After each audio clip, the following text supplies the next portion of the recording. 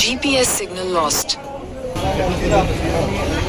ఎన్నికల ప్రచారంలో భాగంగా గత 10-12 రోజులుగా మేము వనపర్తి నియోజకవర్గానికి సంబంధించినటువంటి మా పార్టీ శ్రేణులు, నేను, నాతో పాటు మా నాయకులు ఈ రహమత్ నగర్ లో ఉండేటువంటి ఒక 10 బూతుల ఏరియాలో ఈ ప్రచారంలో భాగస్వాములమైనాము. ఇక్కడ ఉండేటువంటి మొత్తం 10 బూతులకు సంబంధించినటువంటి అన్ని ఏరియాస్ అంతా కూడా బస్తీలంతా కూడా తిరుగుతున్నాం. ప్రజలందరినీ కూడా పర్సన్ టు పర్సన్, వ్యక్తి నుంచి ప్రతి వ్యక్తిని కలుస్తూ ఉన్నాం. ఈ రోజు ప్రత్యేకంగా అన్ని ఛాయ కూడళ్ల దగ్గర, టీ పాయింట్స్ కావచ్చు, ఛాయ్ హోటల్స్ కావచ్చు, ఛాయ్ బిస్కెట్తో పాటు ఇక్కడ హోటల్కి వచ్చేటువంటి సందర్శకులు కానీ, హోటల్ యజమానులు కానీ, వర్కర్స్ కానీ వీళ్ళందరితో కూడా సంభాషించేటువంటి ఒక ప్రత్యేక కార్యక్రమం ఇవాళ పార్టీ పిలిపించింది మొత్తం హైదరాబాద్ లో. సో అందులో భాగంగా ఈ టీ పాయింట్కి వచ్చినాం. మేము టీ యజమానితోనే మాట్లాడినాము. వాజిద్ ఆయన పేరు. ఆయన చెప్తుండే క్లియర్ గా పలు విషయాలు చెప్పినాడు ఇప్పుడు మీ ముందే. ఒకటి, గోపీనాథ్ గారు చాలా మంచి వ్యక్తి ఉండే, ఉత్తముడు ఉండే. దురదృష్టవశాత్తు ఆయన మరణం సంభవించింది. ప్రజలకు అందుబాటులో ఉండేవాడు, సేవాభావం కలిగినటువంటి మనిషి, డౌన్ టు అర్త్ ఉండేవాడు. కాబట్టి డెఫినెట్ గా మేము ఇప్పుడు ఆయన సత్యమణికే వేయాలనుకుంటున్నాం అనుకుంటున్న మాట ఒకటి చెప్పినాడు. ఈ ప్రభుత్వం వచ్చినాక ఏమైనా మార్పు ఉంటుందేమో అని ఆశించినాము, కానీ షాదీ ముబారక్ గతి లేదు ఇప్పటిదాకా. నీళ్ల బిల్లులు, కరెంట్ బిల్లులు వస్తున్నాయి. ఇంతకుముందు వాటర్ కేసీఆర్ ఫ్రీగా ఇచ్చిండి, ఇప్పుడేమో నీళ్లు తీసుకుంటున్నారు. ఆయన కొడుకు ఏదో కాలేజ్ చదువుతున్నట్లుంది, ఫీజు రియంబర్స్మెంట్ లేదు ఇప్పటిదాకా. అదేవిధంగా మార్పు ఏదన్నా మునుపటి కంటే మెరుగుంటుందేమో అనుకుంటానంటే మునుపటి కంటే అధ్వానంగా ఉంది. మునుపు ఉన్నదానికి మించి జరగాలనుకుంటానంటే అధ్వానంగా ఉంది. ఇప్పుడు మునుపు బాగుండే. పారిశుద్ధ్యం అంతా కూడా మీరు చూస్తున్నారు కదా, ఎంత అధోగతి. ఎక్కడ చూసినా కూడా చెత్త పేరుకొని ఉంది, నడవడానికి వస్తలేదు. అటువంటి దుర్గంధం ఉంది ప్రాంతం అంతా కూడా. ప్రభుత్వం ఏం చేస్తుంది అన్నట్లు ఆయన చెప్తున్నారు.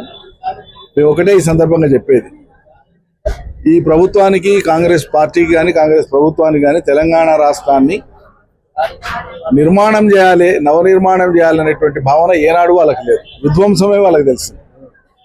హైడ్రా పేరుతో విధ్వంసము, సంపన్నుల జోలికి పోకుండా గరీబోళ్ళ జోలికి పోయి గరీబోళ్ళ ఇండ్లను కూల్చడం, అరచేతిలో ప్రాణాలు పెట్టుకొని బతుకుతుంది. ఇప్పుడు రహమత్ నగర్ లాంటి ఏరియా, జూబ్లీహిల్స్ లో ఉండేటువంటి పేద బస్తీలన్నీ కూడా వెనకటి నుంచి ఆయన స్వామి గారు ఎమ్మెల్యే ఉన్నప్పుడు కానీ, పి జనార్దన్ రెడ్డి గారు ఎమ్మెల్యే ఉన్నప్పుడు కానీ పేదలకు ఆశ్రయం కల్పించినటువంటి ప్రాంతాలు ఎక్కువగా ఇక్కడ ఉన్నాయి. వేల సంఖ్యలో ఇండ్లు, చిన్న చిన్న ప్లాట్లు, 60 గజాలు, 90 గజాలు, 100 గజాలలో అవకాశం లేక స్థలం తక్కువ ఉంది కాబట్టి బహుళంతస్తులు కట్టుకుంది ప్రజలు. కొంత వాళ్ళు ఉంటూ కొంత కిరాయిలకు ఇచ్చుకుంటే జీవనం చేస్తుంది. ఇలా వాళ్ళ భయం ఏంటంటే రేపు వచ్చి మీకు ఏ రకమైనటువంటి పర్మిషన్లు లేవని ఏడగూల కొడతారు అనేటువంటి భయంలో ఉన్నారు ప్రజలు. ప్రశాంతంగా పడుకునే పరిస్థితి లేదు. అట్లా భయానకమైనటువంటి ఒక వాతావరణాన్ని కల్పించాం. పెన్షన్లు లేవు, మాట ఇచ్చిన ఏ ఒక్క గ్యారంటీ అమలు అయితే లేదు. ఇవన్నీ అమలు కాకపోగా ప్రజలు బిక్కుబిక్కుమని బతకాల్సినటువంటి పరిస్థితి కల్పించింది వాళ్ళ కాంగ్రెస్ ప్రభుత్వం. దీనికి మించి ఇప్పటికిప్పుడు మైనార్టీల మీద 2 ఏళ్ళైంది సర్కారు ఏర్పడి, 2 ఏళ్ల నుంచి కేబినెట్ లోకి ఒక మైనార్టీ మంత్రిని తీసుకోవడానికి ఏం ఆటంకం ఉండే? అదే చెప్తున్నాను, 2 ఏళ్ల నుంచి ఏం ఆటంకం ఉండే? అంత ప్రేమ ఉంటేనంటే మరి ఉప ఎన్నిక అయినాక తీసుకోవచ్చు కదా. ఈ ఉప ఎన్నిక ఆన్ లో ఉన్నప్పుడు ఇది ఒక రకంగా చెప్పాలంటే మోరల్లీ ఎలక్షన్ కమిషన్ నియమావళికి వ్యతిరేకం.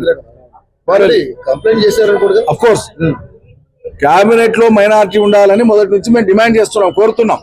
కానీ 2 ఏళ్ల కింద రేవంత్ రెడ్డి తను ప్రమాణం చేసినాడే ఒక మైనారిటీ మంత్రిని ఎందుకు ప్రమాణ స్వీకారం చేయించలేదు? అంటే ఓట్లు దండుకునే కార్యక్రమం. కానీ ప్రజలు చాలా స్పష్టంగా ఉన్నారు. రేవంత్ రెడ్డి తప్పుడు హామీలు ఇచ్చి జాతీయ స్థాయిలో కాంగ్రెస్ పార్టీని ఫిక్స్ చేసేసిండు, మ్యాచ్ ఫిక్సింగ్ చేసిండు, ఇరికిచ్చేసిండు. ఖర్గేని ఇరికిచ్చిండు, సోనియాని ఇరికిచ్చిండు, రాహుల్ ఇరికిచ్చిండు, ప్రియాంకని ఇరికిచ్చిండు. కాంగ్రెస్ పార్టీ ఒక్క రాష్ట్రం కోసం భారతదేశంలో ఏ రాష్ట్రంలో కూడా ముఖం చెల్లే పరిస్థితులు ఏడమైన వాళ్ళు ఏమడుతున్నారు? అక్కడ తెలంగాణలో ఎలగబెట్టి వచ్చినామని హామీలు ఇచ్చి 2 ఏళ్ల కింద హామీలు ఇచ్చి ఇలాంటి కూడా అమలు అయితే ఇవాళ మాకు వచ్చి కొత్తగా చెప్తున్నారు ప్రశ్నిస్తున్నాం. అంటే రేవంత్ రెడ్డి కాంగ్రెస్ పార్టీని ఇరికిచ్చిండు, ఒక రకంగా చెప్పాలంటే. అట్లా ఇరికిచ్చిన రేవంత్ రెడ్డి ఇప్పుడు మైనారిటీ ఓట్ల కోసం అజరుద్దీన్ ఇరికిద్దాం అనుకుంటున్నాడు. ఆయనకు ఎమ్మెల్సీ లేదు ఇప్పటిదాకా.